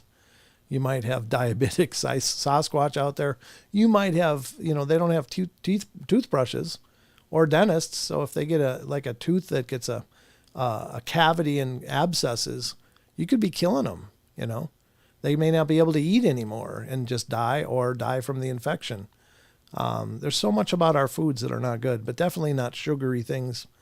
If you're going to leave out anything, just apples, I think, are the best bet. But even then, you better be able to keep up with it. Otherwise, if you stop, they tend to have a real problem with that. So I don't know that, and most of what I'm telling you, I heard from Bear, from the Bigfoot Outlaws, one of the original outlaws, or the original outlaw, I guess. Jim Bear King, a great guy. He's been on the show a few times, not for quite a while now. I think he's largely retired from his public stuff, but just a wonderful guy and just very, very, very insightful. If you get a chance, go back into our archives and the Bigfoot playlist and look for the interviews with Bear, because every one of them was just incredible. The guy is just really dialed in. He grew up around the things, so I have no doubt that his stories are legitimate and his experience is invaluable. But amazing stories, and so that's the problem, I guess, with habituating them. In my opinion, do as you will, but don't say you weren't warned. Could you imagine you live in a house and you're habituating, then you sell the house and move out, and next people move in and they're like, where's the food? Boom, boom, boom. Just raising hell for the new owners. Might be an investment strategy, because then you can swoop in again and buy the house at a big discount and then, and then re-roll it and, just keep cashing in on it. I don't know, just being a smart aleck. All right, here's the next one. Sasquatch Chronicles blog, February 20th. Central Sierra Squatch Encounter. A listener writes, in the 1990s, I lived in a caretaker's cabin on a ranch in the Sierra Mountains. One night, an animal in distress started screaming near the cabin. Well, I grabbed a light and went out to investigate, and the noise had come from an area of about 100 yards away on a steep but clear hillside. Well, I traversed the hill on a dirt road and until I reached the area that I believed to be about 25 yards below where the sound had come from. Well, I shone my light up on the hill, but a fog was forming and the beam diffused badly. Not seeing anything, I began walking back home while scanning the hill above me with the light, and after a few steps, my light caught eye shine in the fog above me on the hill. A pair of eyes glowing a greenish color that were staring at me. Well, thinking this might be a buck, I held the light in its eyes and began slowly ascending the steep hill to get a look. It remained in place, not blinking, and when I was about one step away from being able to see what it was in the fog, I froze. My adrenaline shot up, and I realized this thing had to be near 10 feet tall, and its eyes were on the front of its head, unlike a deer. Until that moment, Bigfoot had been the furthest thing from my mind. Now I was sure that one was 15 feet away, staring at me. My curiosity urged me to step forward, but self-preservation was telling me to leave now. I decided to slowly back off, unsure of my footing. I quickly lowered the light to the ground and quickly back up to the eyes, and they were gone. That was one long, slow walk in the fog back to the cabin. The next morning, I returned to the spot of the encounter. A fresh deer carcass lay on the ground nearby. It had been heavily fed on, but there was no blood on the ground. One leg and hindquarter had been torn off and was hanging by its hoof from the top wire of a nearby fence. It had not been fed upon. Wes, I am pretty sure that I interrupted a Bigfoot on a kill. It had probably seen me before and knew I'd lived there. I may be crazy, but I think it gifted me the hindquarter for having invaded my territory to hunt. I've worked around the U.S. as a park ranger and archaeologist, which has led to other encounters. Please contact me if you'd like to hear more. Hell yeah, I hope Wes does, because that sounds amazing. Especially with that pedigree of being a ranger and an archaeologist.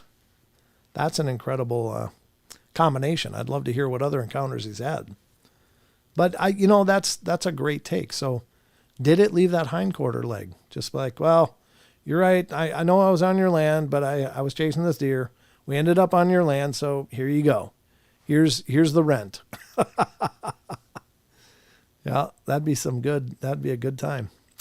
Good time to hear more from that guy. Yeah, I'm sure Wes will, but that's an incredible encounter. You imagine being that close.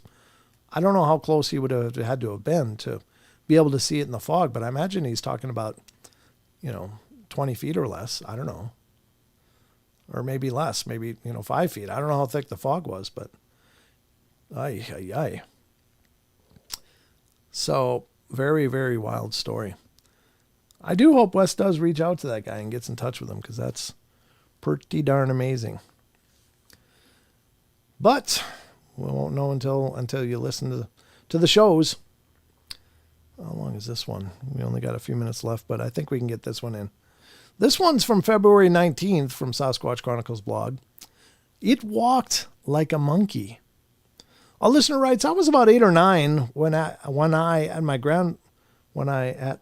at my grandmother's house while my parents worked. It was about 6 of us grandkids that would stay, but I was the runt. We would all go to this place we called the sawdust pile behind my aunt's house, and it was a huge pile of sawdust back there for no reason. I'm talking a 30-foot pile. We would all play and slide down it for hours. Well, on this day, the older kids went somewhere and left me behind because I was so small. So I was bored sitting there alone and went outside. Well, I decided I'll just go on the sawdust pile, so I grabbed some Hot Wheel cars and headed out. The sawdust pile's behind my aunt's house. My aunt's house is like 30 yards from my grandmother's house. The pile is 50 or 60 yards from my aunt's. So I'm walking and seeing which cars I have in my pocket, and I walk past my aunt's house to the dirt path that leads to the pile. The path splits to the right and goes behind her house to the pile. The left one goes down a hill and was private property, and we would never go to the left. Well, I get to the fork and just briefly entertain going down there, but was like, nah, I'm not. I take a step to go to the right, and I see something coming up the left side of the fork, and I freeze. This thing looks like a bear because it's on 4 legs. Well, as a child, it was looking like a bear because it was big and on 4 legs at first glimpse. And then I saw it was more burnt orangish in color, and I was like, what the heck? And then I saw that it didn't walk like a bear. It reached, if that makes sense. I don't know if that makes sense. It walked like a monkey. I looked and said, that thing is muscular because it has big calves. Well, then it stood up on 2 legs, and they weren't calves, they were forearms. And it was an orangutan, but in shape, not chunky. It stood up and turned its head to the left, and when it turned its head, I jetted. I ran, and there was no way it was catching me. As a kid, I was the fastest baseball player east of the Mississippi River. I was told that by scouts, so I always knew I was lightning fast, so I broke out and hauled it back to my grandmother's house. Well, I work as a game warden now, and I always loved the outdoors, and that didn't stop me from doing so because I just brushed it off as, I don't know, what actually. So I hesitate to tell people my story. I just told people I trust last year, 4 people to be exact.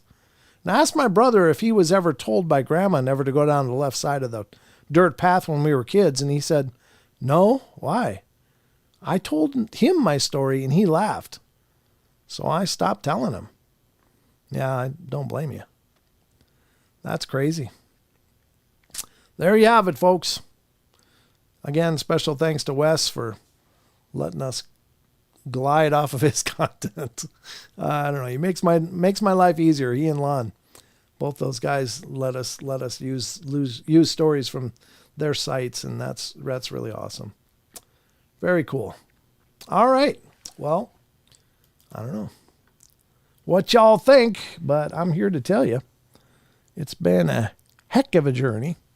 Hope you guys have had a good time and enjoyed the show. I heard somewhere that they come to you.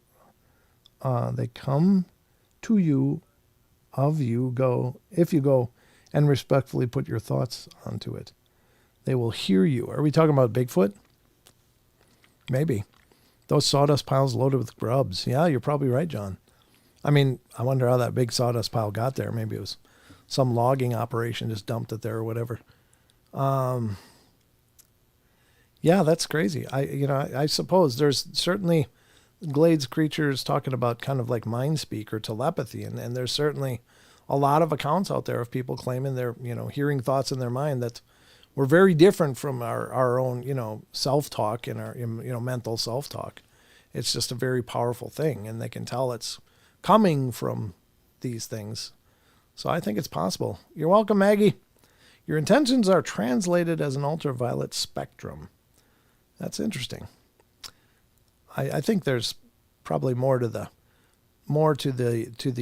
telepathy angle than a light spectrum personally, but I like that take. I mean, it's all possible. I don't mean to contradict anything, but I do think that I think everybody's probably experienced telepathy at some point in their lives. Like, you just know someone's thinking of you, so you call them and it's like, oh, I was just thinking of you. Well, what are the odds? That's got to be something telepathic, especially if it happens repeatedly. Maybe once or twice in a lifetime. Yeah, it could be chance, but if you think about the odds of how random our thoughts generally are, and thinking of somebody at the moment they were thinking of you is just, that's pretty powerful stuff.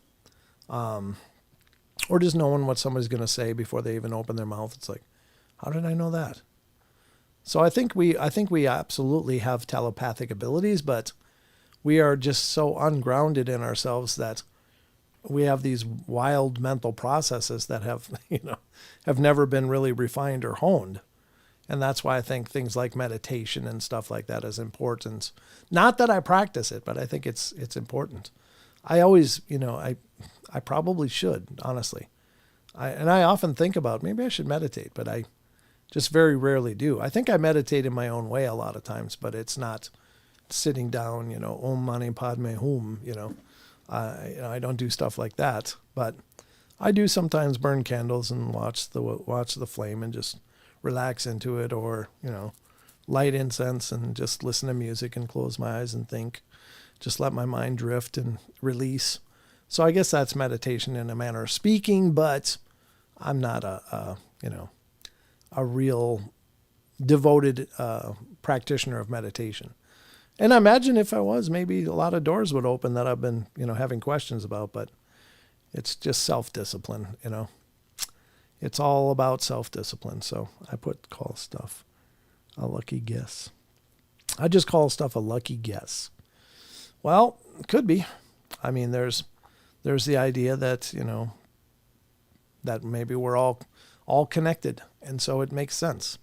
And energetically, I think everything in the entire universe is connected, and possibly multiverse, so is it so hard to believe that through that connection of, energetic connections that we share with everything and all things, that perhaps communication could happen?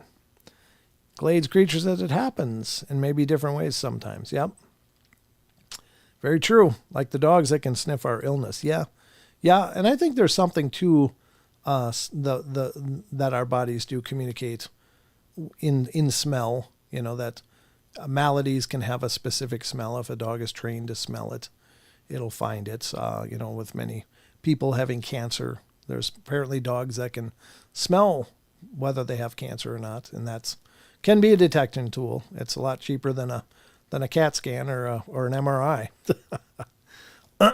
But anyway, an interesting idea. But I think we are telepathic. I just think that we are not developing that very well in our modern age of a myriad of distractions, whether it's the internet or smartphones or TV or music or whatever. I think music can be both distracting and attuning, depending on what you're listening to. But it's up to you. Music is generally an emotional response, I think. You like a song because it emotionally resonates with you, or you like a rhythm or a beat because it, brings out something, maybe even a primal part of ourselves. But yeah. Anyway, I'm spiderwebbing again. But we are at the end of the journey tonight, folks. I hope you had a good time. Thank you so much for coming and hanging out with me, as always. Remember, we do these live streams on YouTube. These are not the podcast, just for clarification, although we have taken these episodes from time to time and made podcasts, but generally speaking, these are just the live streams. These are kind of our paranormal variety shows, and when we have guests, great. But the podcast is actually an audio only. You'll find a playlist on YouTube of the podcast episodes. I think it's seasons 3 and 4. 2, 3, and 4 are out there, but no, maybe not. Maybe it's 3 and 4. I don't remember. Anyway, there's and 5. We're currently on season 5 in the podcast, audio only, but you'll see a picture on the screen as you listen. It's just a single picture. But love your support, spreading the word about both shows, both the live streams and the podcast episodes, the audio only podcast episodes. They are available everywhere. Whether you listen to Spotify, iTunes, iHeartRadio, TuneIn, if you listen to Google Play, Stitcher, Castbox, Pandora, any of them, just look for Paranormal Portal. You'll find the playlist. I'd love your support out there as well. Just spread the word. Let people know if you like these shows. If you don't bother. All right, folks, that's going to wrap it up tonight. So thank you so much. I appreciate you all. Love you all dearly. Have a wonderful night. Have a good rest of your weekend. And have an amazing start of the week. Just project that it's going to be amazing. And manifest your reality. All right, folks. Love you all. Be good, be kind, be nice. Take care of each other. Help each other out. Find the magic in every day. And remember to laugh as much as you can. We'll talk to you on Wednesday, folks. I'll be back with Don. And we'll tear it up again. So until then, au revoir. Huh?